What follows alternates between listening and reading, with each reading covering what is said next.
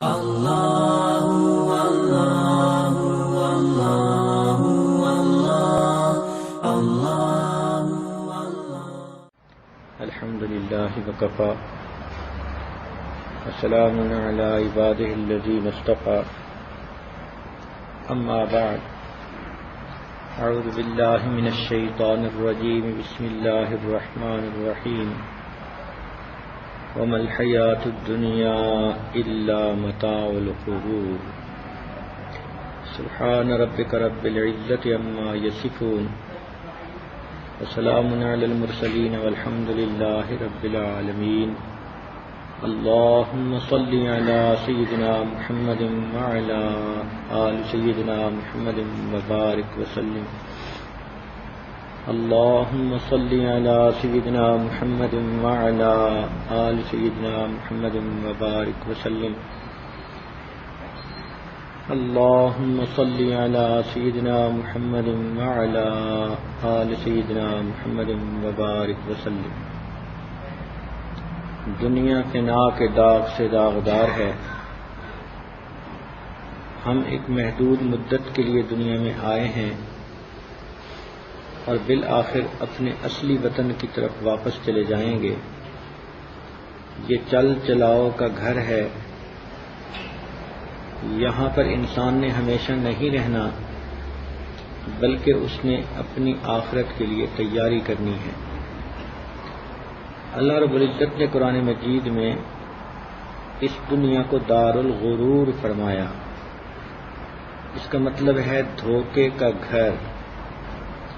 یہاں بہت سارے لوگوں کو دھوکہ لگ جاتا ہے، حالانکہ وہ عقل مند بھی ہوتے ہیں، لکھے پڑھے بھی ہوتے ہیں، مرد ہوں یا عورتیں ہوں.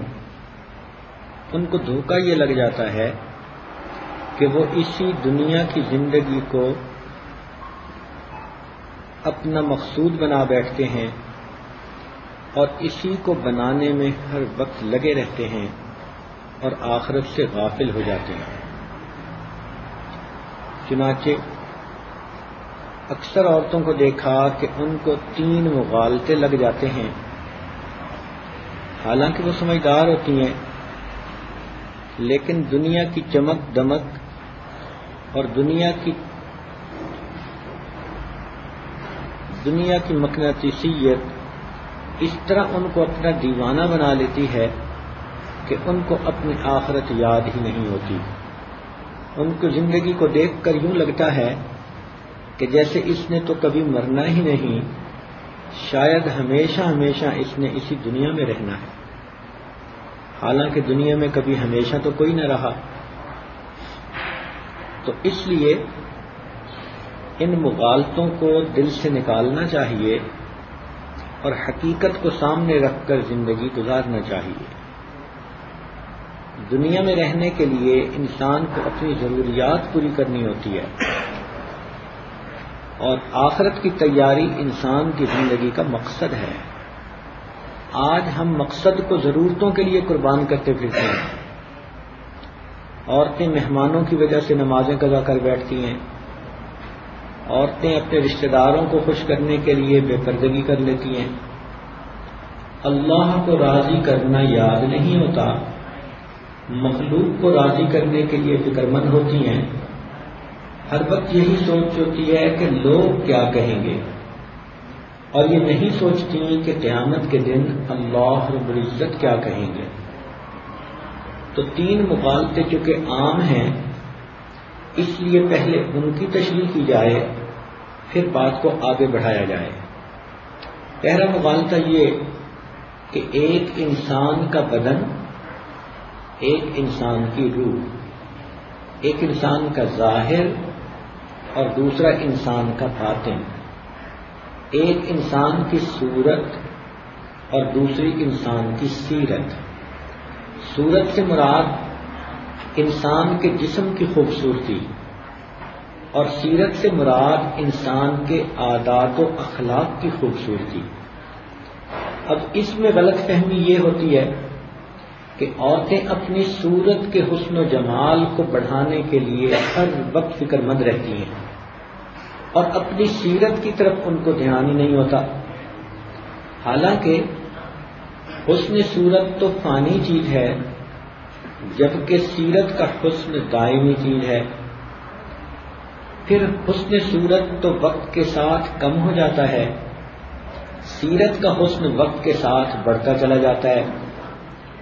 صورت کے حسن سے فقط خامد خوش ہوتا ہے اور سیرت کے حسن سے مخلوق خدا خوش ہوتی ہے۔ صورت کے حسن سے انسان کا دل جیتا جا سکتا ہے اور سیرت کے حسن سے انسان اپنے رب کو راضی کر سکتا ہے۔ یہ صورت کی خوبصورتی انسان کے لیے فتنے کا باعث بنتی ہے۔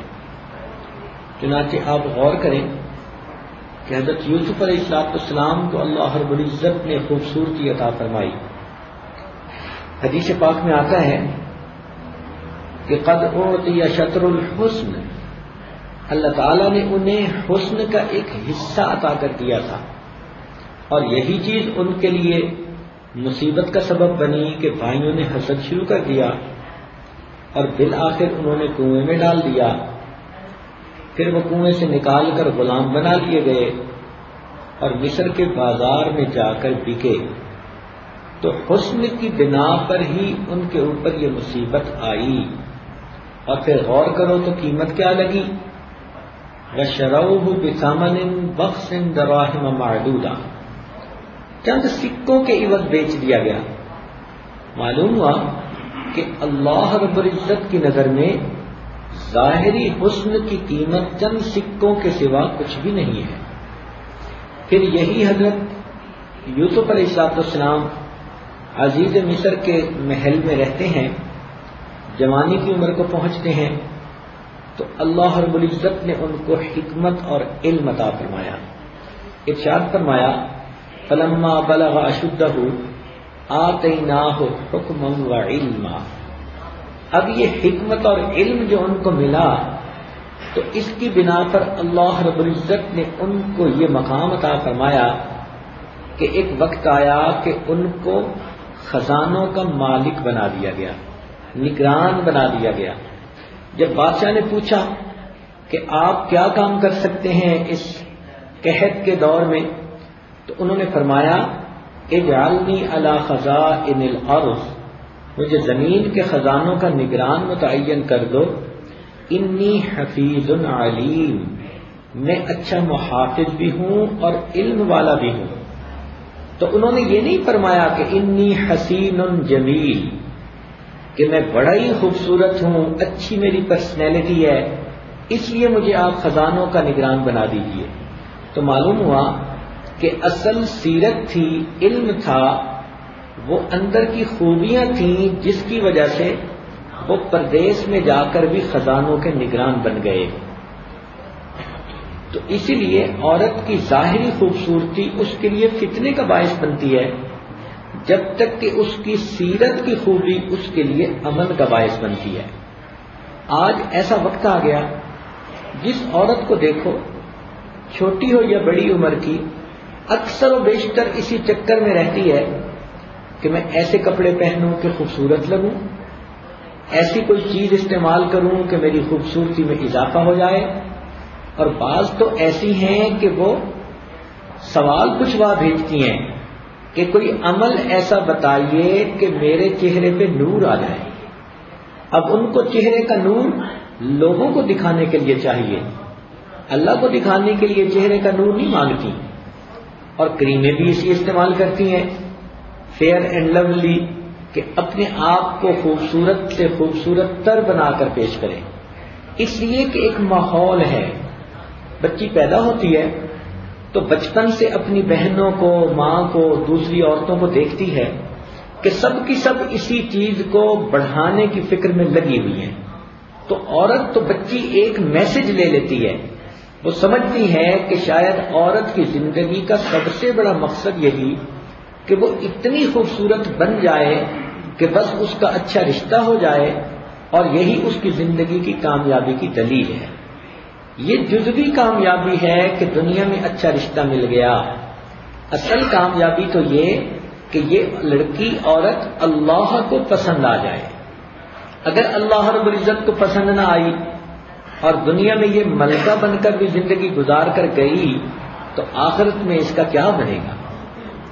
قرآن مجید نے بھی اسی چیز کی طرف اشارہ کیا کہ عورت کا معاملہ ایسا ہی ہے کہ یہ بیچاری ہر وقت سونے چاندی کے چکر میں رہتی ہے. ذرا غور کریں کہ بچی پیدا ہوئی، تھوڑی سی بڑی ہوئی تو ماں نے اسے بھیجا کہ جی کان میں سوراخ کروا دیں تاکہ میں اسے بالی پہنا دوں، تو کان کے اندر سوراخ کر دیا گیا. ذرا اور بڑی ہوئی تو ماں نے بھیجا کہ جی ناک میں بھی سوراخ کر دیں تاکہ ناک میں بھی لونگ ڈال دیا جائے. ذرا اور بڑی ہوئی تو لاکٹ لے کر آئی کہ جی اس کے گلے میں ڈال دیا جائے. اور جوانی کی عمر کو پہنچی تو منگنی ہو گئی تو کسی نے انگوٹھی لا کر پہنا دی تو ہاتھ میں بھی زیور آ گیا. پھر شادی کا موقع آیا تو پاؤں کے اندر بھی زیور پہنا دیے گئے. اب جس بچی نے اپنے آپ کو دیکھا کہ شروع سے لے کر کبھی میرے کان میں سوراخ ہوئے، کبھی ناک میں سوراخ ہوا، کبھی گلے میں زیور پہنا، کبھی ہاتھوں میں ہتھ کڑیاں پہنی، کبھی پاؤں میں میرے زنجیریں باندھی گئیں، بس میں تو گویا سونے چاندی کی قیدی بن کر رہوں گی تو مجھ سے بہت پیار کیا جائے گا اور مجھے زندگی میں بہت خوشیاں ملیں گی.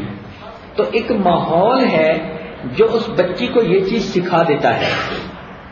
اسی لیے اس کو ہر وقت اپنے کپڑے جوتی کی فکر لگی رہتی ہے، کپڑے کی میچنگ ایسی ہو، کپڑے کے رنگ ایسے ہوں، سائز ایسا ہو، ڈیزائن ایسا ہو.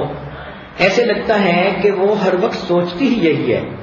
بلکہ بعض عورتوں نے تو خطوط لکھے کہ ہم نماز پڑھنے بھی کھڑی ہوتی ہیں تو کچھ عورتوں کو تو اپنے بچوں کی باتیں یاد آتی ہیں اور کچھ لڑکیاں کہتی ہیں کہ ہمیں نماز میں بھی کپڑے کا دھیان رہتا ہے. تو گویا اس چیز کو اتنا اپنے ذہن پہ مسلط کر لیا کہ 24 گھنٹے اسی فکر میں رہ گئیں. آج گھروں کے اندر عورتیں جب مل بیٹھتی ہیں، جوان العمر ہوں گی تو وہ اسی خوبصورتی کو بڑھانے کی باتیں کریں گی. آدمی سمارٹ کیسے بن سکتا ہے، آدمی خوبصورت کیسے لگ سکتا ہے، فلاں لڑکی کیا کرتی ہے، اس کا چہرہ اتنا اچھا کیوں لگتا ہے، فلاں کے چہرے پہ زیادہ رونق کیسے آ گئی. بس یہی ان کا عنوان اور یہی ان کی گفتگو کا ٹاپک رہتا ہے، اس لیے کہ ماحول ہی ایسا بن گیا. چنانچہ ایک صاحب نے گھر کے اندر گروسری کی لسٹ بنوائی. جب اس کو دیکھا تو بیوی نے اس میں گوشت کی بجائے سبزیوں کی تعداد زیادہ لکھی ہوئی تھی. وہ بڑا حیران ہوا، بیوی سے پوچھنے لگا کہ کیا بنا، پہلے تو آپ اس میں چوپس لکھتی تھیں، چکن لیگز لکھتی تھیں اور قیمہ اور پتہ نہیں کیا کیا چیزیں لکھتی تھیں، مگر اس مرتبہ تو آپ نے سبزیوں ہی کی تعداد بڑھا دی. تو بیوی نے کہا ہاں میں نے ٹی وی چینل کے اوپر بیوٹی ٹپس سنے ہیں، انہوں نے کہا کہ فریش سبزیاں کھانے سے انسان کا حسن بڑھ جاتا ہے. ابھی وہ یہ لسٹ لے کے جانے ہی لگا تھا کہ پیچھے سے اس کی جوان الور بیٹی بھاگتی ہوئی آئی، ابو آپ جو لسٹ لے کے جا رہے ہیں ذرا مجھے تو دکھائیں. اس نے دکھائی، ابو اس میں کھیرا تو لکھا ہی نہیں، سلاد بھی اس میں بڑھا دیجئے، ابو اس میں کچھ ادرک بھی لکھ دیں اور اس میں کچھ ٹماٹر بھی لکھ دیں، لہسن بھی لکھ دیں، لیمو بھی لکھ دیں، اور ہاں اس میں لیمو لکھنا نہ بھولیں. تو باپ نے پوچھا کہ بیٹی یہ اتنی ساری چیزیں جو لکھوا رہی ہو تو کیا آج تمہارا کھانا پکانے کا ارادہ ہے؟ تو کہنے لگی کہ ابو میں تو اتنی مصروف ہوں کہ میرے پاس فرصت ہی نہیں، کھانا تو امی ہی بنائیں گی. تو بیٹا پھر سبزیاں کیوں لکھوا رہی ہو؟ اس لیے ابو کہ میں نے کھیرا اور سلاد تو دوپہر کو کھانا ہے اپنی ڈائٹنگ کے لیے، اور میں نے رات کو ادرک کا قہوہ بنا کر پینا ہے سلم ہونے کے لیے، اور ابو ٹماٹر کا تو ماسک میں نے اپنے چہرے کے لیے بنانا ہے، اور صبح سویرے میں نے لہسن کو کچل کے استعمال کرنا ہے، اور لیمو تو مجھے چاہیے اپنے ہاتھ اور پاؤں کے داغ ٹھیک کرنے کے لیے. گویا جتنی سبزیاں تھیں ان سب کا مقصد ایک ہی تھا کہ اپنی جسمانی خوبصورتی کو کس طرح بڑھا لیا جائے. بیٹی کی باتیں سن کے یہ ذرا باہر نکلنے لگا تو کیا دیکھا کہ اس کی بہن مصلی پہ بیٹھی دن کے 10 بجے نمازیں پڑھ رہی ہے.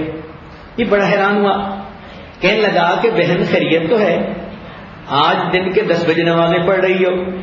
تو بہن نے مصلی سے اٹھتے ہوئے کہا ہاں مجھے کسی نے بتایا ہے کہ دن میں 5 مرتبہ وضو کرنے سے انسان کا چہرہ دھلتا ہے تو تازہ رہتا ہے، اور لمبا سجدہ کر دیا جائے تو چہرے پہ تر و تازگی ہوتی ہے، خوبصورتی بڑھ جاتی ہے، اور میں تو اپنی تسبیح بھی انگلیوں پہ کرتی ہوں تاکہ میرے ہاتھوں کی انگلیاں بھی فلیکسیبل ہو جائیں اچھی طرح۔ اب بتائیں کہ وہ بیچاری نماز بھی اگر پڑھ رہی ہے تو نماز میں بھی اس کا مقصد یہی کہ میری جسمانی خوبصورتی میں اضافہ ہو جائے۔ یہ کیا چیز ہے؟ ایک وبال بنتی جا رہی ہے جس نے نوجوان بچیوں اور عورتوں کو آخرت کی تیاری سے ہٹا کر فقط دنیا کی زندگی کا شیدائی بنا دیا۔ چنانچہ جس عورت کو دیکھو وہ اس حسن فانی کو بڑھانے کے پیچھے لگی ہوئی ہے، اور اس کی سیرت کا کمال اور سیرت کا حسن جس نے اسے اللہ رب العزت کے دربار میں خوب کامیاب کرنا تھا، تو اس حسن سیرت کے پیچھے اس کو فکری نہیں ہوتی۔ آج کون سی بچی ہے جو فکر مند ہو کہ میں غیبت کر بیٹھتی ہوں، جھوٹ بولتی ہوں، میرے اندر حسد بھی ہے، کینہ بھی ہے، بغض بھی ہے، عجب ہے، تکبر ہے، اور یہ وہ باطنی بیماریاں ہیں جو میرے اللہ کو ناپسند ہیں۔ میں ان بیماریوں سے صحت مند ہو کر اپنے رب کے حضور اس طرح جاؤں کہ اپنے اللہ کو پسند آ جاؤں۔ اللہ کو پسند آنے کا تو خیال مشکل سے ہی دل میں آتا ہوگا۔ یہ ہر وقت خیال دل میں آتا ہے کہ جس مرد کی نظر ہم پر پڑے تو وہ ہمیں اتنا پسند کرے کہ نظر ہم سے ہٹا نہ سکے۔ حالانکہ آپ ذرا غور کیجئے کہ دنیا میں بھی سیرت انسان کو فائدہ دیتی ہے۔ فقط شادی کی تقریب کے موقع پر لڑکی کی شکل دیکھی جاتی ہے، اس کے بعد تو پھر ساری زندگی اس کی عقل دیکھی جاتی ہے۔ اگر اس کی عقل نہیں، اس کی عادات اچھی نہیں، تو سسرال میں بھی اس کی زندگی اچھی نہیں گزرتی۔ مگر ایک ایسی ہوا چل پڑی کہ ہر لڑکی اپنے ظاہر کے حسن کو بڑھانے کے پیچھے لگ گئی اور اپنے من کو سجانے کی طرف اس کی فکری نہیں ہوتی۔ جس چہرے کو مخلوق دیکھتی ہے اس کی خاطر گھنٹوں لگا دیتی ہیں، اور انسان کا دل جس کو اللہ رب العزت دیکھتے ہیں اس کو سنوارنے کے لیے اس کے پاس فرصت ہی نہیں ہوتی۔ کتنی بچیاں ہیں جو روزانہ مصلی پہ بیٹھ کے قرآن پڑھیں، نماز پڑھیں، مراقبہ کریں، ذکر کریں تاکہ میرے دل کی ظلمت ختم ہو جائے۔ چہرے کی ظلمت کو دور کرنے کے لیے تو وہ پتہ نہیں کیا کیا لیپ لگاتی پھرے گی، مگر باطن کی ظلمت کو دور کرنے کے لیے چند منٹ بھی اسے نہیں ملتے۔ اس کی بنیادی وجہ کہ اس چیز کی اہمیت بتائی نہیں جاتی۔ نہ ماں سمجھاتی ہے، نہ باپ سمجھاتا ہے۔ ہاں کوئی ایک آدھ فکرہ کبھی کہہ دیا تو اور بات، لیکن ذہن سازی نہیں کی جاتی۔ ذہن سازی سکولوں میں، گھروں میں، کزنوں کی محفلوں میں یہی ہوتی ہے کہ بس ظاہر کا حسن کسی طرح بڑھ جائے۔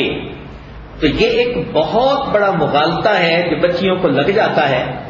حالانکہ صحیح حقیقت یہ ہے کہ جیسی شکل بھی اللہ نے عطا فرما دی، دنیا میں تو انسان کا گزارا ہو جائے گا، لیکن اگر اس نے اپنے دل کو نہ سنوارا تو قیامت کے دن اللہ کے سامنے اس کو کوئی مرتبہ نہیں ملے گا۔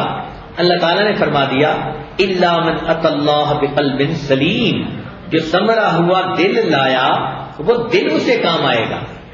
اب ہم نے اپنے دل کو کتنا سنوارا اس بات پر ذرا خود غور کر سکتی ہیں۔ اس دل کو سنوارنے کے لیے ہمیں محنت کرنی پڑے گی۔ حدیث پاک میں آتا ہے ان اللہ لا ينظر الى صورکم ولا الى اموالکم، بے شک اللہ تعالیٰ نہیں دیکھتے تمہاری شکلوں صورتوں کو اور نہیں دیکھتے تمہارے مال پیسے کو، ولکن ينظر الى قلوبکم واعمالکم، اللہ تعالیٰ دیکھتے ہیں تمہارے دلوں کو اور تمہارے اعمال کو۔ اب بتائیے کہ جس چہرے کو مخلوق نے دیکھا اسے ہم نے دل میں 10 مرتبہ دھو لیا، اور جس دل کو اللہ رب العزت دیکھتے ہیں ہم اس دل کو دن میں چند مرتبہ بھی نہیں دھو پاتے۔ تو یہ کتنی بڑی غلط فہمی ہے جو انسان کو اس دنیا میں آ کر لگ جاتی ہے.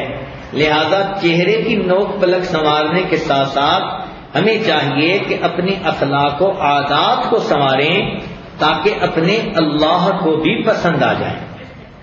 دوسری غلط فہمی یہ ہے کہ ہر لڑکی ہر عورت دل میں یہ تمنا رکھتی ہے کہ دنیا میں میرا گھر ہو، ایک گلشن ہو، میں اسے آباد کروں، اسے سنواروں، اسے خوبصورت رکھوں اور اس میں چین مزے کی زندگی گزاروں. اب اس کو یہ سمجھانے والا کون ہے کہ بچی تیرا ایک گھر تو اس دنیا میں ہے، یہ عارضی گھر ہے، اور تیرا دوسرا گھر آخرت میں بن رہا ہے. وہ تیرے اعمال بنا رہے ہیں. اگر تیرے اعمال نیک ہوئے تو جنت میں گھر بنے گا، اور اگر اعمال برے ہوئے تو جہنم میں گھر بنے گا. لہذا دنیا کے گھر کے ساتھ ساتھ آخرت کے گھر کی بھی فکر کر لے. ہم دنیا کے گھر میں اتنا الجھ جاتے ہیں کہ ہمیں آخرت کا ٹھکانہ یاد ہی نہیں رہتا. یہ دوسری بڑی غلط فہمی ہمیں لگ گئی. لہذا آج عورتیں اپنے گھر کی صفائی اور گھر کی ستھرائی کے لیے 1 گھنٹہ 2 گھنٹہ کلیننگ کریں گی، ڈسٹنگ اور ویکیوم کلیننگ کریں گی اور پورے گھر کو چمکا کے رکھیں گی. اگر پوچھیں کہ بھائی آپ نے اپنے گھر کو اتنا صاف کیوں رکھا تو جواب دیں گی جی کہ میلا گھر تو اچھا بھی نہیں لگتا اور کوئی بھی پسند نہیں کرتا کہ گھر میلا ہو، آنے والے کیا کہیں گے. جس طرح ہمیں دنیا کا میلا گھر اچھا نہیں لگتا یا دنیا کا برا گھر اچھا نہیں لگتا، ہمیں یہ بھی سوچنا چاہیے کہ کہیں ایسا نہ ہو کہ ہمارے اعمال کے برا ہونے کی وجہ سے آخرت میں جہنم کا گھر بنا دیا جائے. پھر ہمارا کیا بنے گا. ایک بزرگ بڑی خوبصورت بات فرماتے تھے، کہتے تھے اے دوست، جتنا تم نے دنیا میں رہنا ہے اتنا دنیا کے لیے محنت کر لو، اور جتنا آخرت میں رہنا ہے اتنا آخرت کے لیے محنت کر لو. اب دنیا میں تو ہم نے رہنا ہے 150 سال اور آخرت میں رہنا ہے ہمیشہ ہمیشہ. تو معلوم ہوا کہ ہمیں آخرت کا گھر بنانے کی فکر پہلے کرنی چاہیے اور دنیا کا گھر ساتھ پھر بعد میں بنانا چاہیے.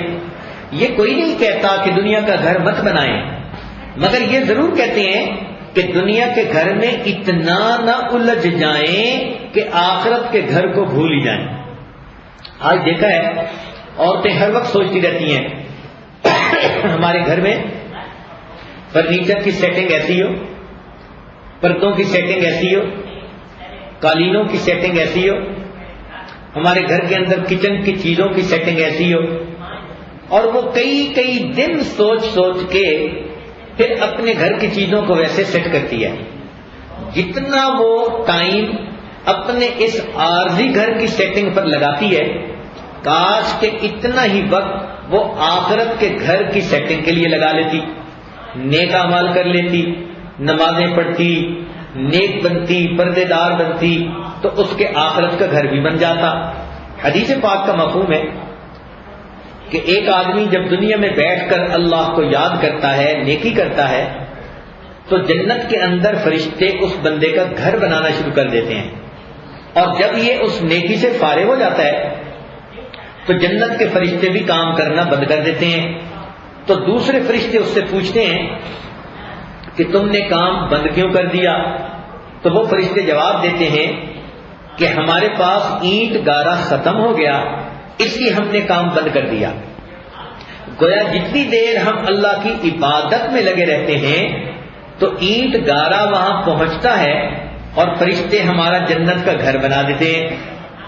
تو کتنی خوش نصیب ہیں وہ عورتیں جو دنیا کے کاموں کے ساتھ ساتھ اللہ کا ذکر کرتی ہیں اپنے دل سے، اپنی زبان سے، اور ان کے آخرت کا گھر اسی ضمن میں خود ہی خود بنتا چلا جاتا ہے.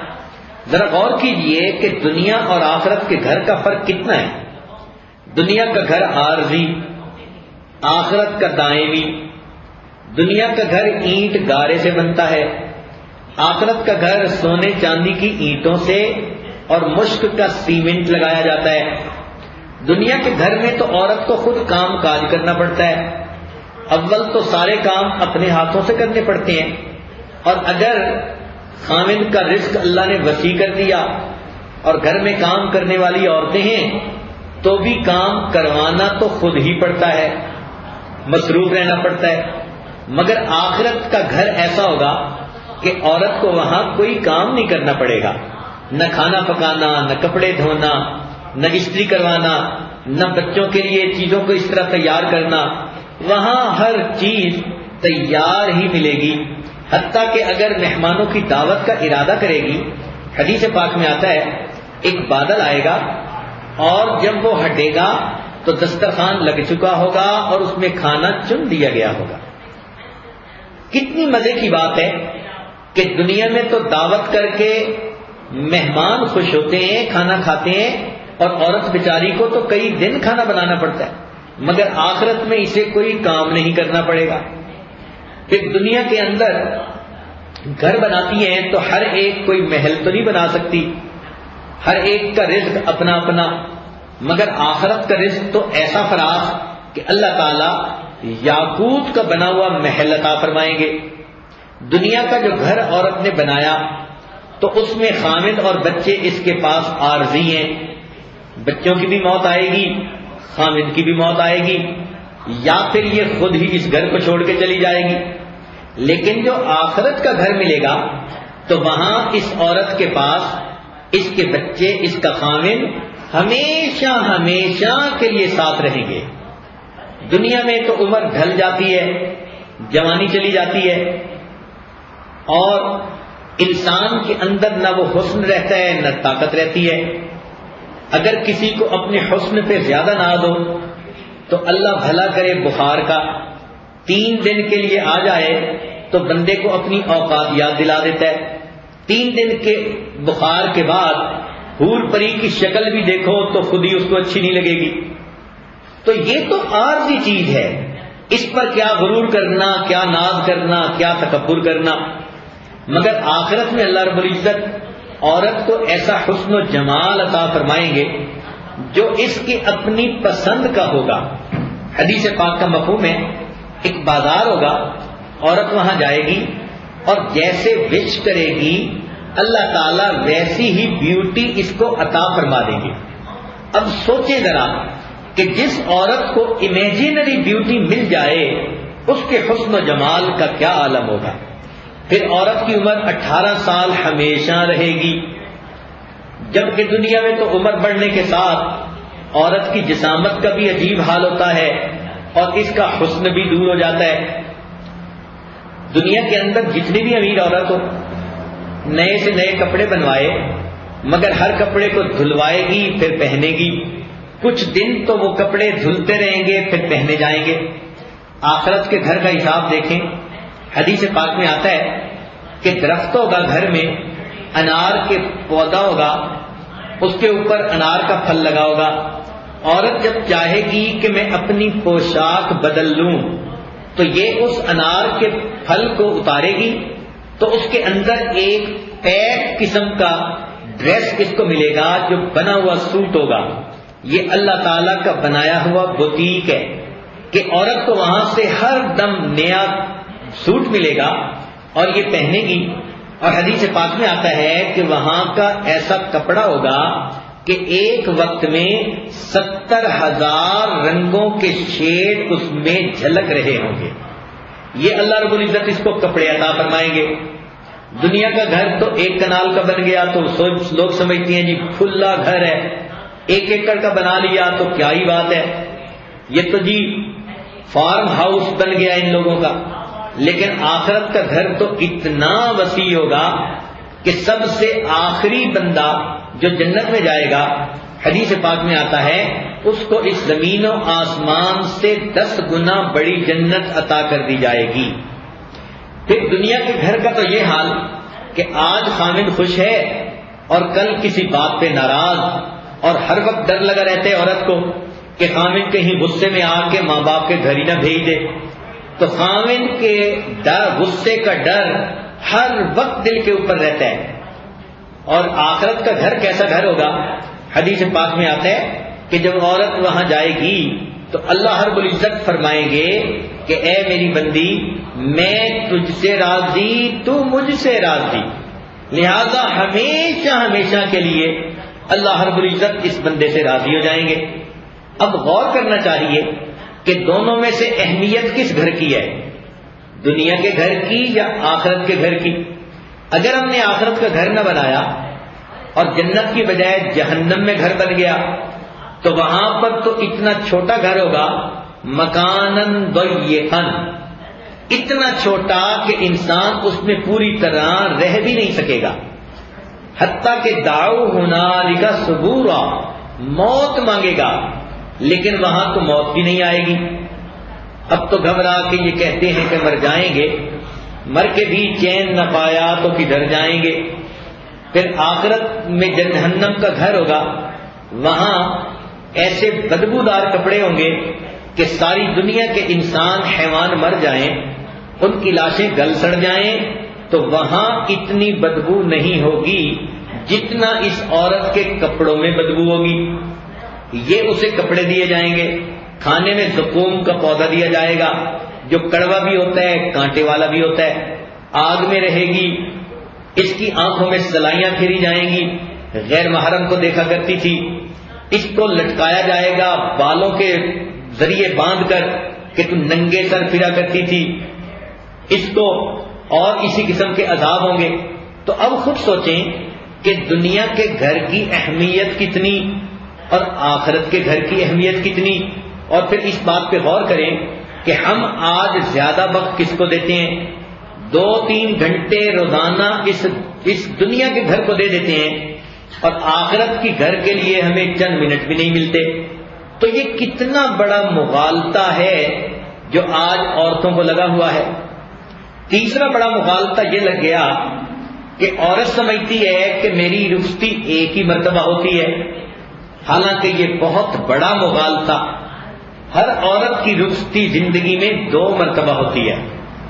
ایک رخصتی تو اسی دنیا میں جس کا نام شادی رکھ دیا گیا، چنانچہ بچی ذرا بڑی ہوتی ہے تو وہ اپنی شادی کے بارے میں سوچنا شروع کر دیتی ہے، اس کو پتا ہوتا ہے ایک وقت آئے گا مجھے امی ابو کے گھر سے ایک نئے گھر بھیج دیا جائے گا، میری رخصتی ہوگی، مجھے اس کے لیے تیاری کرنی ہے۔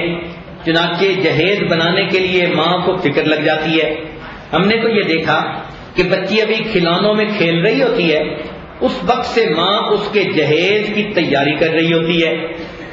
اب ذرا غور کریں کہ اس دنیا کی رخصتی کا کتنا فکر ہے کہ جہیز اتنے عرصے سے تیار ہو رہا ہے، اور ماں بچی کو بھی کہتی ہے ویٹ گین کر رہی ہے، اپنے ویٹ کو لوز کر، تیری شادی کا وقت قریب ہے۔ تو کتنے اس کو مشورے دیے جاتے ہیں تاکہ یہ اپنی رخصتی کے وقت جب نئے گھر جائے تو اس کا خاوند اسے پسند کرے اور اس کے ساس سسر اس سے خوش ہو جائیں۔ چنانچہ رخصتی کا وقت آتا ہے تو بچی کو دلہن بنایا جاتا ہے، بہترین کپڑے، آج کل تو 1.5 لاکھ کا سوٹ آتا ہے جو ولیمے کے دن کا، اور پہلی رات کا سوٹ فلاں دن جو ہے نا فلاں قیمت کا، اتنی قیمتی جو ہے وہ سوٹ بنائے جاتے ہیں۔ یہ گوٹے کناری کا کام پہلے زمانے کی بات تھی، آج کل تو دبکی کا کام ایسا نکل آیا کہ لاکھوں لگا دو تو بھی پتہ ہی نہیں چلتا۔ لہذا خوب تیاریاں ہوتی ہیں، ساری زندگی کی جمع پونجی جہیز پر، بچی کے کپڑے بنانے پر لگا دی جاتی ہے، اور یہ سمجھا جاتا ہے کہ بس بچی اگر اس موقع پر اپنے نئے گھر جا کر سیٹ ہو گئی تو کام سنور گیا۔ ٹھیک بات ہے کہ یہ بھی زندگی کا ایک بڑا مرحلہ ہوتا ہے، اور اس کے لیے کئی جگہوں پر تو بچی کو بیوٹی پارلر لے کر جاتی ہیں اور معلوم نہیں 2-2 گھنٹے اس کو اسٹیم کا یہ بات دلواتی ہیں اور پتہ نہیں کیا کیا ہوتا ہے، اس لیے کہ سب جانتے ہیں کہ یہ بچی کے زندگی کا ایک اہم موقع ہے۔ اس کو اتنا خوبصورت بنا کر بھیجو کہ خامن دیکھے تو بس اس کا گرویدہ ہو جائے۔ یہ 100% بات اپنی جگہ سچی اور ٹھیک ہے، مگر یہ ایک رخصتی ہے جو دنیا میں ہوئی، ایک رخصتی اور بھی اس لڑکی کی ہونی ہے، اور وہ کب ہوگی اس کو کوئی نہیں جانتا۔ ظاہر میں اس کا نام موت رکھا گیا، وہ رخصتی اس دنیا سے آخرت والے گھر کی طرف ہونی ہے۔ دنیا کا جہیز تو چند لوگوں نے دیکھا، اور آخرت کا جہیز تو اس کے نیک اعمال ہیں اس کو تو ساری مخلوق قیامت کے دن دیکھے گی. دنیا کی رخصتی تو ڈولی میں بیٹھ کر ہوئی اور آخرت کی رخصتی تو چارپائی کے اوپر تختے کے اوپر لیٹ کر ہوگی. دنیا کی رخصتی کے وقت اس کے گرد عورتوں دوستوں سہیلیوں کا جمگھٹا ہوتا ہے اور آخرت کی رخصتی جب ہوگی تو اس بیچاری کو قبر میں اکیلی جانا پڑے گا. دنیا کی رخصتی کے وقت سجنے کے لیے بیوٹی پارلر لے کر گئے تھے. آخرت کی رخصتی کے وقت سجنے کے لیے اس کو مدارس اور دینی محافل میں وقت گزارنا پڑے گا. وہاں اس کو ایسے اعمال بتائے جائیں گے جو اسے اللہ رب العزت کی نظر میں خوبصورت بنا دیں گے. دنیا میں شادی کے موقع پہ کپڑے بنائے جاتے ہیں. آخرت کی رخصتی کے وقت تو تقوی کا لباس دیکھا جائے گا. وَلِبَاسُ التَّقْوَىٰ ذَٰلِكَ خَيْرٌ. دنیا کی رخصتی کے وقت تو جدائی عارضی ہوتی ہے. بچی بھی سوچتی ہے کہ میں اگلے گھر جاؤں گی اور چند دنوں کے بعد امی ابو کو ملنے واپس آؤں گی. لیکن یہ جو آخرت کی رخصتی ہے یہ تو اعمال پر مشروط ہے. اگر نیک ہوئی تو نیک ماں باپ کے ساتھ جنت میں جا کر مل جائے گی اور اگر یہ بدکار بن گئی تو جہنم میں جائے گی. اپنے نیک ماں باپ سے ہمیشہ کے لیے دور ہو جائے گی. لہذا یہ دنیا کی رخصتی کی فکر جتنی ہم کرتے ہیں کاش کہ ہمیں آخرت والی رخصتی کی بھی فکر لگ جاتی. مگر آج موت کی تیاری تو بہت کم عورتیں کر رہی ہوتی ہیں. کسی گھر میں تذکرہ شروع کر دیں موت کا تو انہیں اچھا نہیں لگتا. ڈانٹ ٹپٹ کرتی ہیں بچوں کو کہ تمہیں اس کے سوا کوئی اور ٹاپک نہیں ملتا.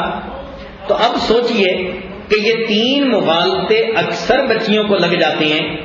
پہلا مغالطہ سارا وقت حسن صورت کے سنوارنے میں گزار دیتی ہیں, حسن سیرت کی طرف توجہ نہیں دیتی. دوسرا مغالطہ دنیا کا گھر بنانے سنوارنے میں گھنٹوں لگا دیتی ہیں اور آخرت کا گھر بنانے سے بالکل غافل ہو جاتی ہیں. اور تیسرا مغالطہ کہ دنیا کی رخصتی یعنی شادی کے لیے سالوں تیاری کرتی ہیں اور اپنی دوسری رخصتی جس کو موت کہتے ہیں اس کے لیے ذرا بھی ان کو دھیان نہیں ہوتا. تو یہ 3 مغالطے ہیں. اسی لیے دنیا کو دار الغرور کہا گیا. وَمَا الْحَيَاةُ الدُّنْيَا إِلَّا مَتَاعُ الْغُرُورِ. یہ دنیا کی زندگی دھوکے کا گھر ہے. اب ذرا آپ اپنے دلوں میں جھانک کے دیکھیں کہ آپ میں سے کتنی عورتیں ہیں جن کو واقعی ایسا دھوکہ لگا کہ آخرت کی یہ چیزیں نگاہوں سے اوجھل ہو گئیں. حالانکہ ہمیں آخرت کی تیاری کی زیادہ فکر کرنی چاہیے کیونکہ وہاں ہمیشہ ہمیشہ جا کر رہنا ہے. ایک بزرگ فرمایا کرتے تھے کہ اے دوست تم اللہ کو راضی کرنے کی اتنی کوشش کرو کہ جتنا تم اللہ کے محتاج ہو. ذرا اس بات پہ غور کریں, ہم اللہ تعالیٰ کے کتنے محتاج ہیں. ہر بات میں, ہر چیز میں, ہر وقت میں, ہر جگہ میں, ہر لمحے میں ہم اللہ رب العزت کے محتاج ہیں. تو اس کا مطلب یہ ہوا کہ اللہ تعالیٰ کو راضی کرنا سب سے زیادہ ضروری ہے. جبکہ آج ہم فقط شادی بیاہ کے موقع پہ لوگوں کو ہی راضی کرتے ہیں. اور جی مووی نہ بنی لوگ کیا کہیں گے, اور جی اگر کھڑے ہو کے کھانا نہ کھایا لوگ کیا کہیں گے. عجیب بات ہے, لوگوں کو راضی کر لیتی ہیں اور اس کے بدلے اپنے مالک کے حقیقی کو ناراض کر لیتی ہیں. تو بزرگوں نے کتنی اچھی بات فرمائی.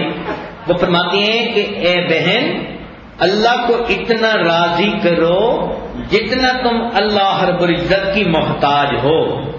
اور دوسری بات وہ یہ فرمایا کرتے تھے کہ گناہ اتنا کرو جتنا تمہارے اندر سزا برداشت کرنے کی طاقت ہے.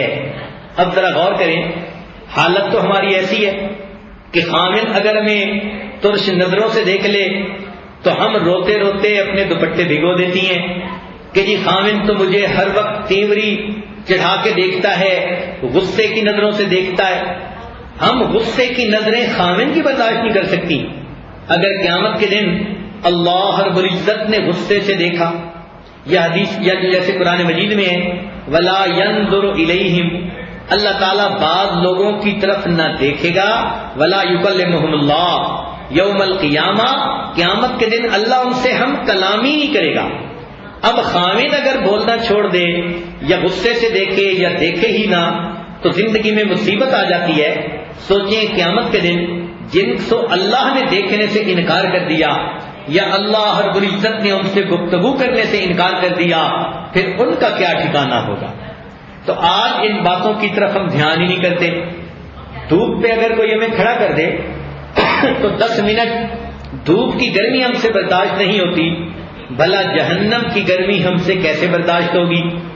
اگر خامد ہمیں کسی کے سامنے ڈانٹ ٹپٹ کر دے، کئی دن تک یہ بات نہیں بھولتی، جی آپ نے تو لوگوں کے سامنے ہمیں ڈانٹا اور ہماری بے عزتی کر دی۔ قیامت کے دن ساری مخلوق کے سامنے اللہ رب العزت بندے کے اعمال کو کھولیں گے۔ اس وقت ساری مخلوق کے سامنے اگر ذلت اٹھانی پڑ گئی تو بتائیے کہ یہ کتنی بڑی ذلت ہوگی۔ ہم ان چیزوں کی طرف دھیان ہی نہیں کرتے۔ تو ہمیں چاہیے کہ ہم اس دنیا میں دھوکے سے بچیں اور حقیقت کو سمجھنے کی کوشش کریں۔ حقیقت یہی ہے التجافی عن دار الغرور، کہ دنیا کے اس عارضی گھر سے انسان کا دل کٹ جائے، والانابۃ الی دار الخلود، ہمیشہ والے گھر کی طرف دل جڑ جائے، واستعداد للموت قبل نزولی، اور موت کے آنے سے پہلے انسان موت کی تیاری میں لگ جائے۔ اب یہ چیز کیسے حاصل ہو؟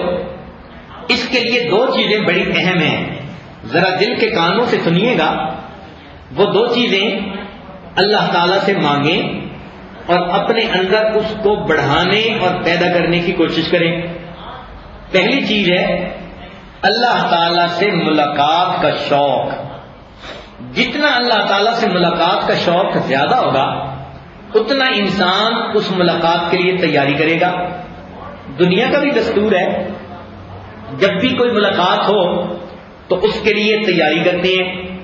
عورت سوچے کہ اگر 1 مہینے سے باہر گیا ہوا شوہر گھر واپس آئے تو یہ عورت اس کے لیے کتنی تیاری کرتی ہے، گھر کو بھی صاف کرے گی، بچوں کو بھی نہلا دھلا کر اچھے کپڑے پہنائے گی، اچھے اچھے کھانے بھی تیار کروائے گی، خود بھی نہا دھو کر بہترین کپڑے پہن کر تیار ہو کر انتظار میں ہوگی کہ میاں نے آنے۔ اب دنیا میں خامن کی ملاقات کے لیے اگر اتنی تیاری، تو پھر قیامت کے دن اللہ رب العزت سے بھی تو ملاقات ہونی ہے۔ اللہ تعالیٰ فرماتے ہیں فمن کان یرجو لقاء ربہ، تم میں سے جو اللہ رب العزت سے ملاقات کی یقین رکھتا ہے فلیعمل عملا صالحا، اس کو چاہیے کہ وہ نیک اعمال کرے، ولا یشرک بعبادت ربہ احدا، اور اللہ کے سوا مخلوق کے ساتھ نفسانی شیطانی محبتیں مت کرے۔ شرک سے مراد فقط بتوں کے سامنے جھکنا ہی نہیں، بلکہ مٹی کے بتوں سے جو محبت کی جاتی ہے یہ بھی شرک ہے۔ تو اس سے اپنے آپ کو بچائے، ماں سوا کی محبت سے اپنے دل کو بچا لے۔ تو اب دیکھیے ہم میں سے کتنے لوگ ہیں جو تیاری کرتے ہیں۔ اللہ تعالیٰ فرما رہے ہیں یا ایھا الانسان، اے انسان، انک کادح الی ربک کدحا فملاقی، تمہیں ایک دن قیامت کے دن اوپر چڑھنا ہے اور اپنے رب سے ملاقات کرنی ہے۔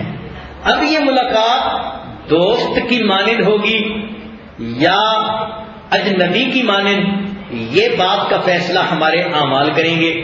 اگر ہم نیک اعمال کر رہے ہیں تو دوست جیسی ملاقات ہوگی، اور اگر ہم اعمال برے کر رہے ہیں تو پھر ایک مالک جبار کے سامنے ہماری پیشی ہوگی۔ تو ہمیں چاہیے کہ اس اللہ رب العزت سے ملاقات کے شوق کو اتنا بڑھائیں کہ ہر وقت نیک اعمال میں لگے رہیں، بھاگ بھاگ کر نیکی کریں، نیکی کر کر کے تھکیں اور تھک تھک کے پھر نیکی کریں۔ چنانچہ صحابیات کی زندگی کو دیکھیں تو یہی ان کا حال نظر آتا ہے۔ حیران ہوتے ہیں ان کے واقعات کو پڑھ کر۔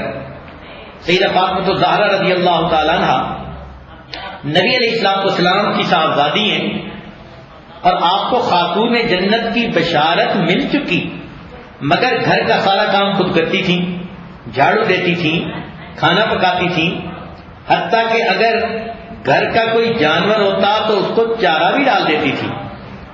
اتنے کام کرتی تھی کہ پانی کا مشکیزہ اپنے کندھے پہ اٹھا کے خود لاتی تھی.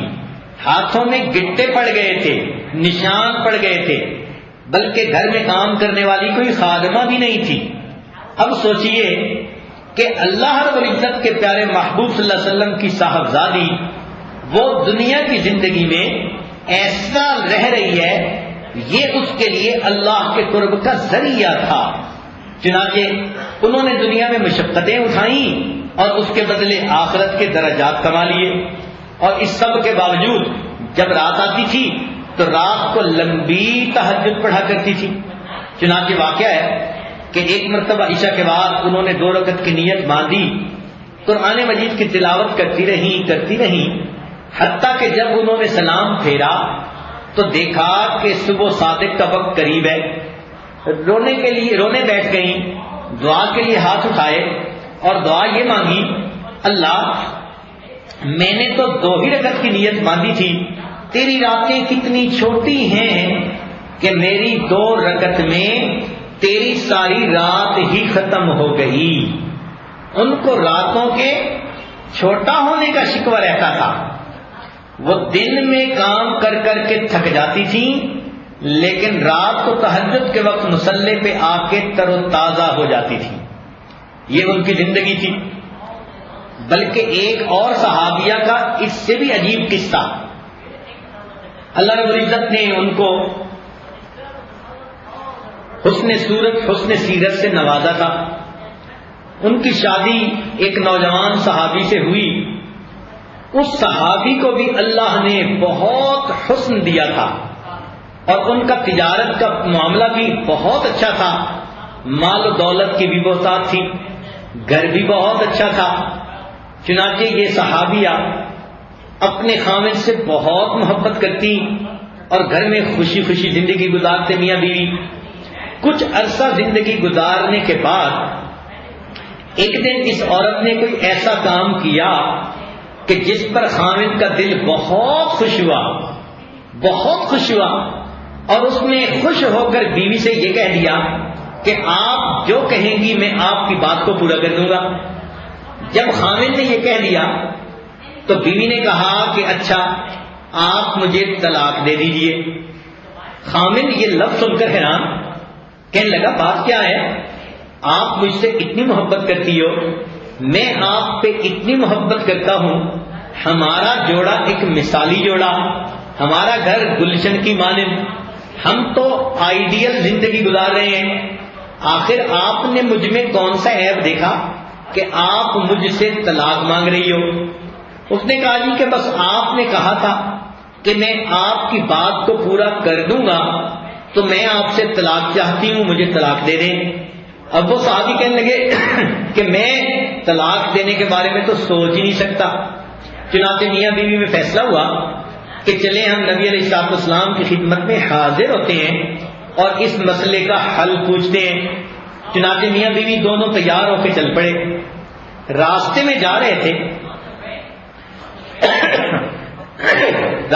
رہے تھے کہ ایک جگہ خامن کا جو پاؤں اٹکا تو وہ نیچے گرا اور اس کے گھٹنے کے اوپر چوٹ آئی، زخم آ گیا اور اس میں سے تھوڑا سا خون بھی نکل آیا. اس لڑکی نے فوراً اپنے دوپٹے کو پھاڑا اور اس کے کپڑے سے اپنے خامن کے زخم کو صاف بھی کیا اور اس کے اوپر پٹی بھی باندھ دی. جب پٹی بن گئی تو خامن کہنے لگا اچھا چلو میں آہستہ آہستہ چل کے پہنچ جاؤں گا. بیوی کہنے لگی نہیں واپس چلیں، مجھے اب آپ سے طلاق لینے کی کوئی ضرورت نہیں. خامن بڑا حیران، گھر واپس آ کر بیٹھ گیا سر پکڑ کے. کہنے لگا مجھے سمجھ نہیں آتی کہ آپ جیسی خوبصورت بیوی جو اتنی وفادار اور اتنی خدمت گزار ہے، خامن کا دل جس نے جیت لیا ہے، خامن کے دل کو جس نے خوش کر دیا ہے، اس نے طلاق مانگی تو بھی مجھے سمجھ نہ آئی اور اب کہتی ہے کہ طلاق نہیں چاہیے تو یہ بھی نہیں سمجھ میں بات آئی. تو اس پر اس صحابیہ نے پھر بات کو کھولا. وہ کہنے لگی کہ میں نے نبی علیہ الصلوۃ والسلام کا ایک فرمان سنا کہ جس آدمی کے دل میں شہادت کی تمنا نہ ہو اور اس کے بدن کو دین کی خاطر کوئی تکلیف بھی نہ پہنچی ہو تو وہ مرے گا تو ایک طرح کی منافقت پر اس کو موت آئے گی۔ میں آپ کی بیوی ہوں، میں نے آپ کے پورے جسم کو دیکھا تو بے داغ پایا، اتنا خوبصورت جیسے شیشے کا بنا ہوا بدن ہے، اتنا نرم و نازک، اتنا خوبصورت بدن، اور مال و دولت کی میں نے بہتات دیکھی، اور آپ کے گھر میں میں نے کوئی غم پریشانی بھی نہیں دیکھی۔ تو مجھے دل میں کبھی کبھی وسوسہ اٹھتا تھا کہ ایسا تو نہیں کہ آپ کہیں منافق ہیں لہذا آپ کو کوئی ایسی مشقت ہی نہیں آ رہی۔ آپ نے جب مجھ سے پوچھا کہ میں آپ کی بات کو پورا کروں گا تو میں نے کہا کہ آپ مجھے طلاق دے دیجئے۔ پھر آپ میرے سامنے نبی علیہ السلام کی خدمت میں سوال پوچھنے کے لیے چلے تو ہم دونوں علم کی طلب میں جا رہے تھے۔ راستے میں جب آپ کو چوٹ آ گئی تو میرا وہ وسوسہ ختم ہو گیا۔ میں نے کہا کہ نہیں، آپ تو اللہ کے راستے میں نکلنے کی وجہ سے یہ جو چوٹ آئی تو یہ اس بات کی دلیل کہ آپ کے اندر منافقت نہیں، لہذا مجھے اب آپ سے طلاق نہیں چاہیے، میں ساری زندگی آپ ہی کی خدمت کروں گی۔ حیران ہو جاتے ہیں کہ کس قدر آخرت کا دھیان غالب ہوتا تھا ان عورتوں پر، ہر چیز میں وہ آخرت کو دیکھتی تھی، یعنی آخرت اورینٹڈ لائف ہوتی تھی ان کی، ہر چیز میں وہ آخرت کو دیکھ رہی ہوتی تھی، اور دنیا کی ظاہری زندگی تو ان کے لیے معمولی حیثیت رکھتی تھی۔ اب ان عورتوں کا کیا کہنا، حیران ہوتے ہیں، سبحان اللہ۔ چنانچہ ایک اور واقعہ سن لیجئے۔ نبی علیہ السلام مسجد نبوی میں تشریف فرما ہیں، ایک صحابی جو چند دن پہلے ایمان لے آئے وہ آپ کی خدمت میں حاضر ہوئے۔ انہوں نے کہا کہ اللہ کے نبی، میرا ایک باغ ہے، میں چاہتا ہوں کہ اپنے باغ کے چاروں طرف ایک دیوار بنا لوں تاکہ میرے باغ محفوظ ہو جائے، مگر میرے 3 طرف کی دیواریں تو سیدھی بنتی ہیں، البتہ ایک طرف کی دیوار وہ سیدھی نہیں بنتی، اس میں چند درخت کھجوروں کے ایسے ہیں جو ایک بوڑھے میاں کے ہیں۔ میں نے ان بوڑھے میاں سے خریدنے کی بات کی لیکن وہ اپنے درخت بیچنے کے لیے تیار نہیں۔ میں آپ کی خدمت میں آیا ہوں کہ آپ اگر ان سے مجھے درخت خرید کر دے دیں تو میری یہ دیوار بھی سیدھی ہو جائے گی۔ نبی علیہ السلام جو نئے لوگ مسلمان ہوتے ان کے تالیف قلب کا بڑا اہتمام کرتے تھے۔ قرآن مجید میں بھی اس کا تذکرہ، مؤلفۃ قلوب، کہ جن کے دلوں کی تالیف کے لیے خرچ کیا جاتا ہے۔ چنانچہ نبی علیہ السلام نے اس بوڑھے صحابی کو بلوایا اور بلوانے کے بعد ان سے کہا کہ اگر آپ یہ چند درخت مجھے بیچ دیں تو پھر اس کے بدلے جو آپ مانگیں گے ہم آپ کو قیمت ادا کر دیں گے۔ وہ صحابی نبی علیہ السلام سے پوچھنے لگے، اے اللہ کے نبی، یہ آپ کا حکم ہے یا آپ کا مشورہ ہے؟ نبی علیہ السلام نے فرمایا حکم نہیں، مشورہ ہے، یعنی تم ہاں نہ کا اختیار رکھتے ہو۔ تو وہ صحابی کہنے لگے، اے اللہ کے نبی صلی اللہ علیہ وسلم، میری عمر اب بہت کافی ہو گئی، مجھے ان درختوں کا پھل بہت لذیذ معلوم ہوتا ہے اور میری طبیعت کے ساتھ سیٹ ہو گیا، موافق ہو گیا، لہذا آپ مہربانی فرما دیجئے اور مجھے اجازت دیجئے، میں درخت نہیں بیچنا چاہتا، میں چاہتا ہوں کہ اب مجھے کوئی نہ چھیڑے، میں اپنی سیٹ زندگی گزار رہا ہوں۔ اس پر نبی علیہ السلام نے اسے فرمایا کہ اچھا، اگر تم یہ چند درخت دے دو تو اس کے بدلے آخرت میں جنت کے اتنے درخت تمہیں ملنے کا میں وعدہ کرتا ہوں، بشارت دیتا ہوں۔ اس صحابی نے پھر پوچھا، اے اللہ کے نبی، مجھے جنت تو ملے گی؟ فرمایا ہاں جنت تو ملے گی، مگر ان درختوں کے بدلے تجھے اور زیادہ درخت مل جائیں گے۔ اس نے آگے سے کہا کہ اے اللہ کے نبی، لا حاجت لی، مجھے اتنے اور درختوں کی کوئی ضرورت نہیں، بس جنت مل جائے گی میرے لیے کافی ہے۔ اور یہ کہہ کر وہ بوڑھے صحابی واپس آ گئے۔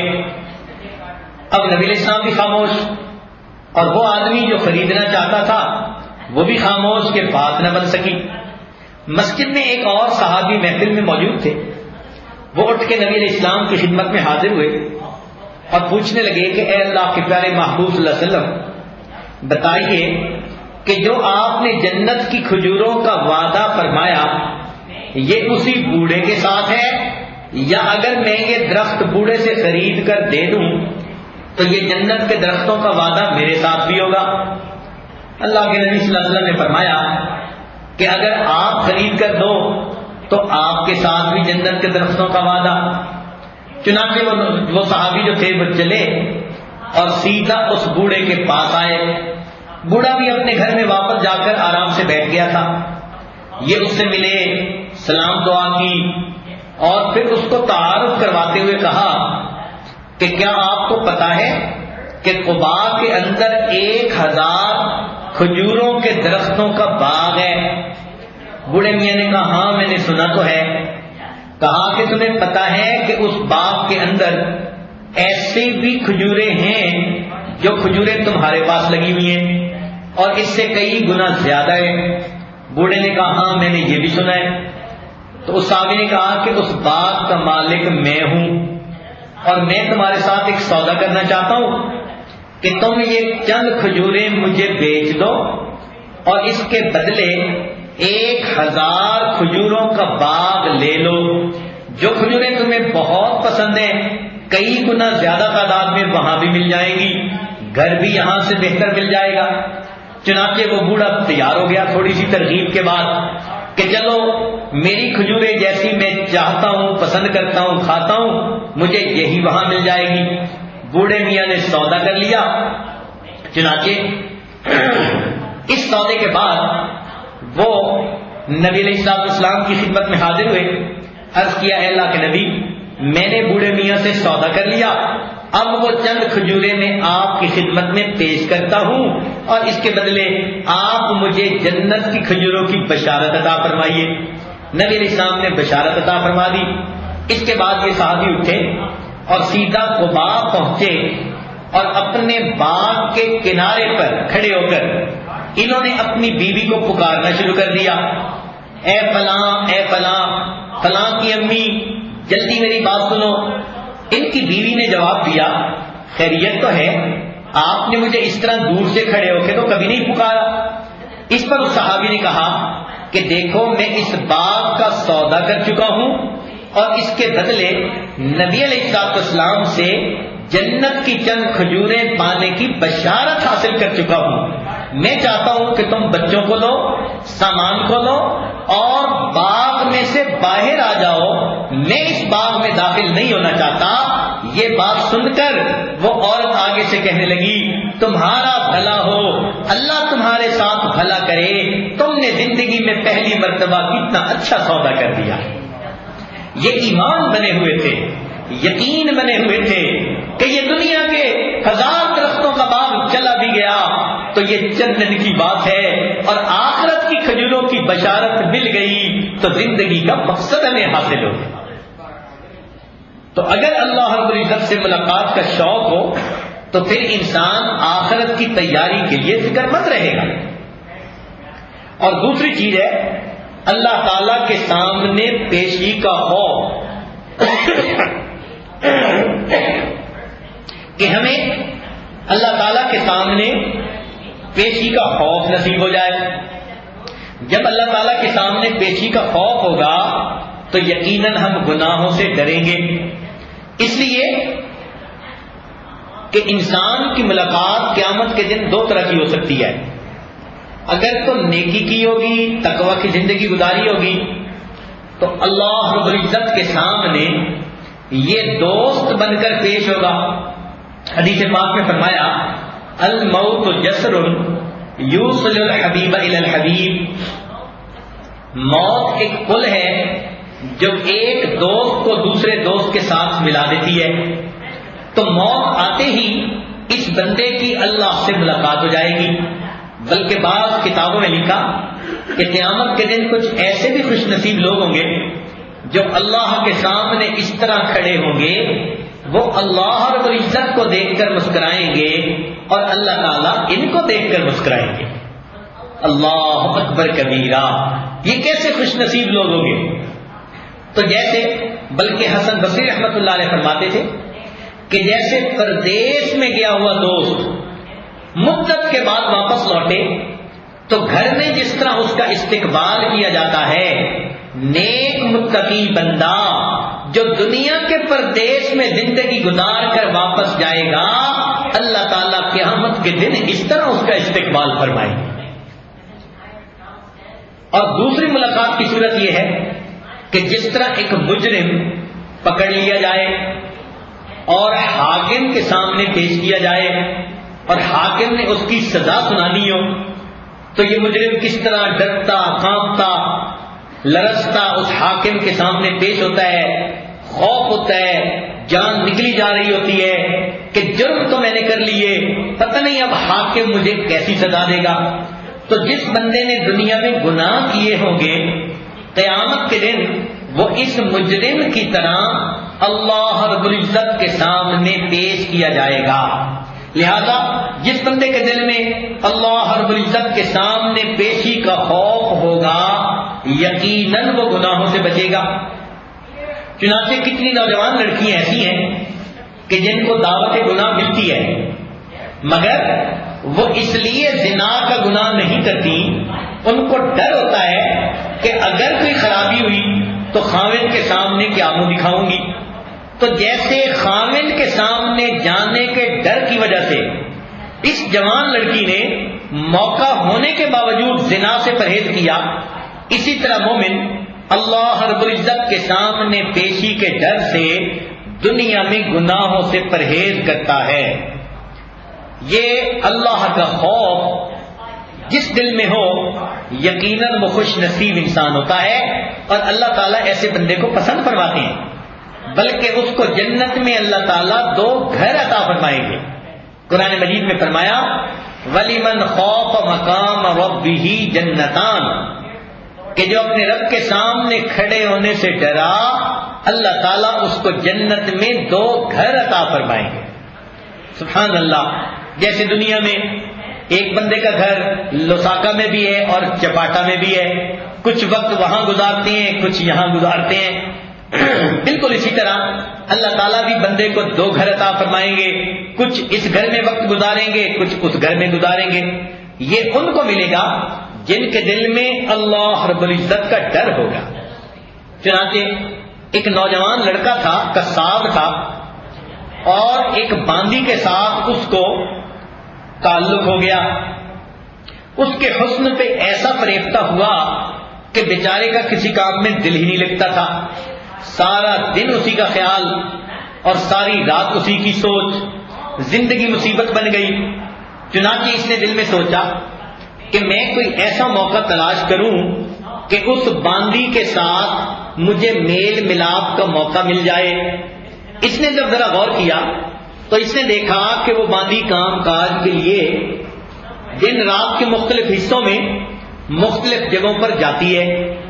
چنانچہ اس نے کیا کیا کہ ایک دن وہ باندی مغرب کے بعد کوئی چیز لینے کے لیے کہیں گئی اور اس جگہ ذرا ویرانہ تھا، تنہائی تھی، تو اس نے جا کر اس باندی کو روک لیا اور اس کو بتایا کہ دیکھو اتنے عرصے سے تمہاری اس محبت میں میں پگھل رہا ہوں، زندگی گزارنی مصیبت بن گئی، اب میں نے یہ موقع ڈھونڈا کہ میں تمہارے ساتھ میل ملاپ کروں۔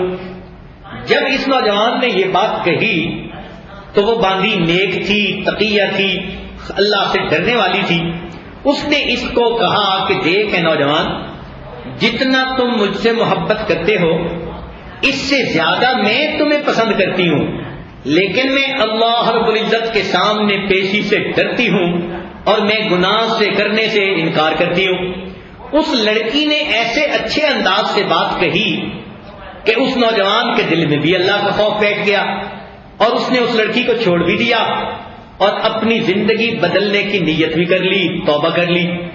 سوچا میں کہاں جاؤں، تو اس کو خیال آیا کہ دور ایک بستی ہے جہاں پر علماء رہتے ہیں، میں ان کے پاس جاتا ہوں، دین کا علم پڑھوں گا اور نیک بن کر زندگی گزاروں گا۔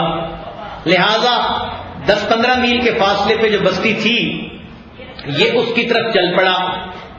اللہ کی شان دیکھیں، جب دن آیا تو ایک اور بوڑھے میاں بھی تھے، وہ بھی اس کے قریب کسی بستی میں جا رہے تھے۔ دونوں نے فیصلہ کیا کہ ہم مل کر اکٹھا سفر کریں گے، جہاں تک اکٹھا جانے، پھر جدا ہو جائیں گے تو الگ الگ ہوں گے۔ اب جب یہ سفر کرنے لگے تو انہوں نے دیکھا کہ ان کے سر کے اوپر ایک بادل ہے جس نے سایہ کیا ہوا ہے، اور چلچلاتی دھوپ میں ان کو سائے کے اندر سفر کرنے کا موقع مل رہا ہے۔ بوڑھے میاں نے بھی سوچا کہ اللہ کا مجھ پر فضل ہوا، اللہ نے میرے سر پر سایہ کر دیا، اور نوجوان نے بھی یہی سوچا کہ میں تو گنہگار ہوں، یہ بوڑھا کتنا نیک ہے، اس کے سر پر بادل نے سایہ کر دیا۔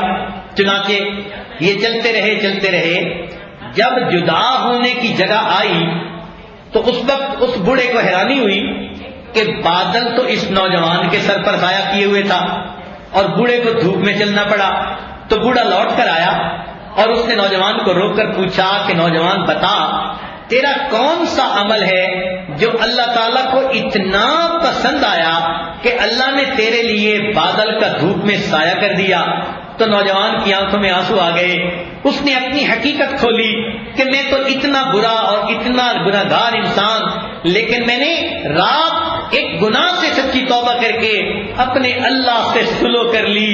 میرا اللہ کتنا قریب ہے کہ اس نے ابھی سے مجھے دھوپ کی حالت میں بادل کا سایہ عطا فرما دیا۔ اللہ تعالیٰ اتنے قدردان ہے، جو بندہ بھی گناہوں سے بچتا ہے اور نیکی کی زندگی گزارتا ہے تو اللہ رب العزت اس بندے کے ساتھ خیر کا معاملہ کر لیتے ہیں۔ تو جس کو اللہ کے سامنے پیشی کا خوف ہو وہ بندہ کبھی بھی گناہ کے لیے جرأت نہیں کر سکتا۔ چنانچہ سلیمان یسار رحمۃ اللہ علیہ ایک بزرگ گزرے ہیں، اپنے 2 ساتھیوں کے ساتھ حج پہ جا رہے تھے، ایک جگہ خیمہ لگایا۔ اگلے دن مشورہ ہوا کہ قریبی بستی میں جا کر کوئی کھانے پینے کی چیزیں لائی جائیں جو ختم ہو گئی تھیں۔ چنانچہ انہوں نے سلیمان یسار کو تو خیمے میں چھوڑا اور دونوں چلے گئے کہ ہم کھانے کی چیزیں لے کر آتے ہیں۔ جب وہ چلے گئے تو یہ خیمے میں اکیلے تھے۔ اتنے میں ایک عورت جو دیہاتی تھی وہ قریب سے آئی اور اس نے ان کو خیمے میں اکیلا دیکھ کر ان کے ساتھ کچھ بات چیت کی۔ شروع میں تو یہ سمجھے کہ یہ مانگنے والی عورت ہے، تو انہوں نے روٹی کا ایک ٹکڑا اٹھا کر اس کو دے دیا۔ جب روٹی کا ٹکڑا دیا تو اس وقت اس عورت نے کھل کر بات کی، کہنے لگی کہ میں تو وہ کچھ چاہتی ہوں جو ایک مرد ایک عورت کو دے سکتا ہے، یعنی تنہائی بھی ہے، خیمہ بھی ہے، کوئی پاس بھی نہیں، تو میں تم سے ملاقات چاہتی ہوں۔ جب اس عورت نے کھلے لفظوں میں بات کہی تو سلیمان یسار رحمۃ اللہ علیہ کو فوراً خیال آیا کہ میری ساری عمر کی محنت ضائع کرنے کے لیے شیطان نے اس عورت کو اپنا نمائندہ بنا کر بھیج دیا۔ لہذا ان کی آنکھوں میں آنسو آ گئے، انہوں نے رونا شروع کر دیا۔ جب ایک نوجوان کو عورت نے روتا ہوا دیکھا تو اس کے اندر بھی حیا غالب آ گئی اور وہ چپکے سے وہاں سے کھسک گئی۔ یہ روتے روتے سو گئے۔ اللہ کی شان دیکھیں کہ انہوں نے خواب دیکھا تو خواب میں حضرت یوسف علیہ السلام کا دیدار کیا۔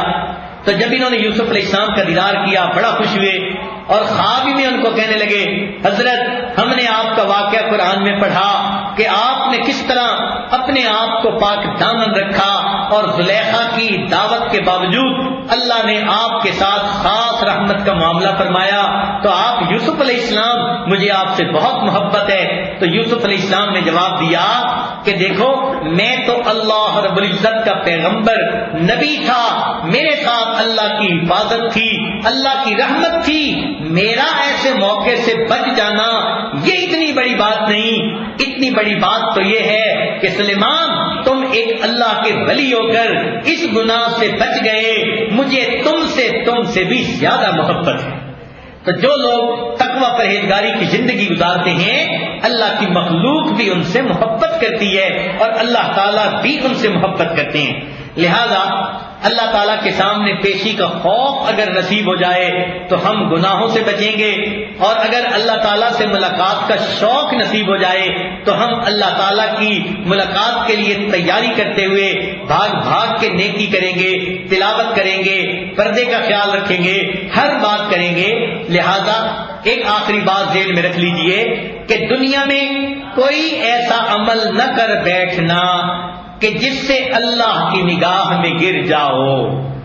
یہ بات ذرا ذہن میں رکھ لیجئے گا کہ بندہ ہر وقت ڈرتا کانپتا رہے کہ اے اللہ مجھ سے کوئی بھی عمل ایسا نہ سرزد ہو جائے کہ ایسا نہ ہو کہ میں آپ کی نگاہوں میں گر جاؤں. یہ بات سن کر رویا کریں، اللہ سے معافیاں مانگا کریں اور نیکی کے لیے کوشش کیا کریں اور دعائیں مانگا کریں. اللہ مجھے ایسا بنا دے کہ میں آپ کو پسند آ جاؤں. اگر اللہ نے پسند کر لیا تو دنیا کی زندگی بھی سنور گئی، آخرت کی بھی زندگی سنور گئی. رمضان مبارک کے ان بابرکت دنوں میں اللہ رب العزت ہمیں نیکی کا شوق عطا فرما دے اور اپنے سامنے پیشی کا خوف عطا فرما دے تاکہ رمضان کے اندر اندر ہم اپنے گناہوں کو دھلوا لیں اور اپنے روٹھے ہوئے رب کو منا لیں. وآخر دعوانا ان الحمد للہ رب العالمین. تھوڑی دیر کے لیے مراقبہ کر لیجیے، آنکھوں کو بند کر لیجیے، سر کو جھکا لیجیے. دنیا اور جو کچھ دنیا میں ہے اس سے ہٹ کٹ کے اللہ رب العزت کی یاد میں ڈوب جائیے. دل مغموم کو مسرور کر دے، دل بے نور کو پر نور کر دے. دل مغموم کو مسرور کر دے، دل بے نور کو پر نور کر دے. فروزاں دل میں شمع طور کر دے، یہ گوشہ نور سے معمور کر دے. میرا ظاہر سنور جائے الہی، میرے باطن کی ظلمت دور کر دے. میں وحدت پلا مخمور کر دے، محبت کے نشے میں چور کر دے.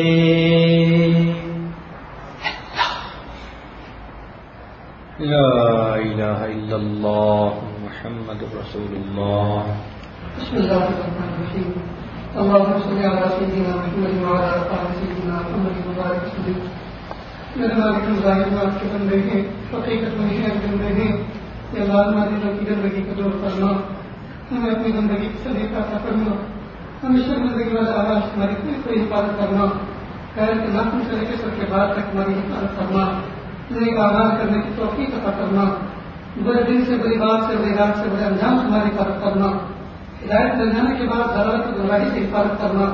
استقامت مل جانے کے بعد پھسل جانے اور کٹر بیٹھنے سے حفاظت کرنا. آنے والی زندگی کو گزری زندگی کا کفارہ بنا، آنے والے ایام کو گزرے ایام سے بہتر بنا. اللہ اس وقت آنے سے پہلے پہلے کہ جب ہماری روح نکلے روزوں میں غسل دیں، غسل توبہ کی توفیق عطا فرما. اس وقت آنے سے پہلے پہلے کہ لوگوں کو تم پہنائے لباس تقویٰ پہننے کی توفیق عطا فرما. رب کریم نگاہیں اٹھا کے چلنے کی لذت تو بہت لی، اور نظریں جھکا کے چلنے کی لذت عطا فرما. ہنسی اور کہنے کی لذت تو بہت لی، رب کریم بلانے کی لذت بھی عطا فرما. عیش عشرت سے سونے کی لذت تو بہت لی، کہ اللہ اپنے محبت میں جاگنے کی لذت بھی عطا فرما، توفیق عطا فرما. اپنے مقبول محبوبوں میں شامل فرما، ولایت کے نور عطا فرما، دل کا شور عطا فرما، اپنے طہارت والی زندگی عطا فرما. مقبولیت محبوبیت عطا فرما، مقبولیت محبوبیت سے حفاظت فرما. یہ اللہ بڑے دن سے، بڑی بات سے، بڑی رات سے، بڑے انجام سے ہماری حفاظت فرما. سوئے خاتمہ سے ہماری حفاظت فرما. رمضان مبارک کا آخری اشرا ہے، رب کریم اس کے سب ہماری کامل مغفرت فرما. جہنم سے کامل چھٹکارا عطا فرما، کامل چھٹکارا عطا فرما. کہ اللہ دنیا کی محبت کرے کا ہار بن چکی ہے، کتنی مرتبہ اس کو نکال کر ٹرین میں کہا میرے والد ناکام رہے ہیں، آپ اس کے ساتھ دنیا کی نفرت دل میں ڈال دیجیے، اپنی محبت والے سینوں میں پیدا کروا دیجیے، دنیا کی نفرت دل میں ڈال دیجیے، اپنی محبت پیدا کروا دیجیے، دنیا میں ہمارا دل اتنا ہی وابستہ رہے جتنا ہمیں دنیا میں رہنا ہے، ارے اللہ آپ کے ذات سے اتنا وابستہ رہے جتنا آپ کے پاس رہنا ہے، مہربانی آپ اس کا معاملہ کرنا، یا اللہ آپ اس کا معاملہ کرنا، دور قریب سے چل کر آئے ہوئے بیٹھے ہوئے ہیں، آپ کے سامنے ہاتھ کر آئے ہوئے ہیں، بھیک مانگ رہے ہیں، ارے اللہ اتنا بڑا رہنا اگر دنیا کے کسی سخی کے دروازے پہ پہنچ جائے، یا اللہ ایک پیسے کا سوال کرے رب کریم ہر کوئی بندہ دینے کے لیے تیار ہو جاتا ہے، یا اللہ اگر ہمارے دلوں کی اندر جو تمنائیں ہیں قیامت تک آنے والی تمناؤں کو اگر آپ ابھی پورا کروا دیں کہ اللہ آپ کے خزانے ہے میں کوئی کمی نہیں آئے گی، کہ اللہ آپ اس کے ساتھ دے دیجیے، آپ اس کے ساتھ دے دیجیے، آپ اس کے ساتھ میری تمناؤں کو پورا کروا دیجیے، مہربانی کروا دیجیے، کہ اللہ بوڑھے بھی بیٹھے ہوئے ہیں، گرم قوم رکھنے والے جوان بھی بیٹھے ہوئے ہیں، بچے بیٹھے ہوئے ہیں، خواتین بھی بیٹھے ہوئے ہیں، وہ عورتیں بھی ہوں گی جو کسی کے سہارے سے چل کر آئے ہوں گی، کسی کے ساتھ کو پیسہ آتا ہوگا اسی قسم کے دل میں پورے مسجد پر رحمت کی نظر ڈال دیجیے، مغفرت فرما دیجیے، مغفرت فرما دیجیے، اپنے مقبول محبوب بندوں میں شامل کروا دیجیے۔ پھر ایک نظر کی بات ہے، میری زندگی کا سوال ہے، مجھے اپنی پستی کی شرم ہے، تیری رفتوں کا خیال ہے، لیکن اپنے دل کا ہم کیا کریں، اسے پھر بھی شوق کے مثال ہے کہ اللہ اپنی مقبولیت کو مقبولیت دے دیجیے، اپنی محبت کاملہ دے دیجیے، اپنی محبت کاملہ دے دیجیے، کامل رشت عطا فرما دیجیے، کامل رشت عطا فرما دیجیے، یا اللہ رمضان مبارک کیا کیا کہ لمحات کے سب سے پہلے میں یا اللہ ہماری کامل مغفرت فرما دیجیے، دنیا میں بنا دیجیے، آخرت میں سنوار دیجیے، دنیا میں بھی راحت کی زندگی عطا فرما دیجیے، آخرت میں راحت کی زندگی عطا فرما دیجیے، اپنے فکر سے بچا لیجیے، قبر کے عذاب سے ہماری حفاظت کروا دیجیے، جہنم سے ہماری حفاظت کروا دیجیے، یا اللہ کامل مغفرت کروا دیجیے، کہ اللہ اس مجمع میں بیٹھے ہوئے جتنی بھی خواتین مرد ہیں کہ اللہ ان کے دلوں کے اندر جو بھی تمنائیں مرادیں ہیں کہ اللہ محنت اپنے فضل کرم سے ان کے دلی مرادوں کو پورا فرما دیجیے، یا اللہ بہت سی تمنائیں ایسی ہیں جو آپ کے علاوہ کسی مخلوق کے سامنے کہتے ہوئے شرم آتی ہیں، رب کریم آپ دلوں کی دھڑکنوں سے واقف ہیں، دلوں کی نیتوں سے واقف ہیں، پیارے اللہ دامنوں کو بھر دیجیے، دامن مراد بھر دیجیے، مولا جھولے بالکل خالی ہیں، دامن بالکل خالی ہیں، پاس میں کچھ بھی نہیں ہے، بڑی آس لے کر آئے ہیں، بہت دور سے آئے ہیں، بڑی امیدیں لے کر آئے ہیں، بڑی مبارک مجلس میں شرکت کے لیے آئے ہیں، یا اللہ اگر آپ کو دینا منظور نہ ہوتا تو پیارے اللہ یہاں تک نہ پہنچاتے، یہاں تک نہ جمع کرواتے، یا اللہ آس لگی ہوئی ہے، امیدیں لے کر آئے ہیں، دامن پسار کے بیٹھے ہوئے ہیں، یا اللہ سب بھوکے بیٹھے ہوئے ہیں، آپ کی محبت میں بیٹھے ہوئے ہیں، یا اللہ دے دیجیے، یا اللہ تمناؤں کو پورا فرما دیجیے، تمناؤں کو پورا فرما دیجیے، آخرت کو اچھا کر دیجیے، آخرت کو اچھا کر دیجیے، زندگی کو سنوار دیجیے، یا اللہ اخلاق حسنہ کی دولت عطا فرما دیجیے، کہ اللہ جو مانگا وہ بھی عطا فرما دیجیے، جو مانگنے سے رہ گیا وہ بھی عطا فرما دیجیے، جو ایک دوسرے سے امیدیں رکھے ہوئے ہیں کہ اللہ امیدوں کو پورا فرما دیجیے، جنہوں نے دعاؤں کے لیے خطوط بھیجے، دعاؤں کے لیے امیدیں رکھتے ہیں کہ ہم پر جن کے حقوق ہیں کہ اللہ تمام کے دلی مرادوں کو پورا فرما دیجیے، جو ان محفلوں میں آنا چاہتے تھے کسی مجبوری سے آ نہ سکے کہ اللہ ان کو بھی اس مجلس کی برکات عطا فرما دیجیے، ہماری دعاؤں کو حضور پاک صلی اللہ علیہ وسلم کی صدقۃ فعل قبول فرما دیجیے، وصلی اللہ تعالی علی خیر خلقہ محمد و آلہ و اصحابہ اجمعین برحمتک یا ارحم الراحمین۔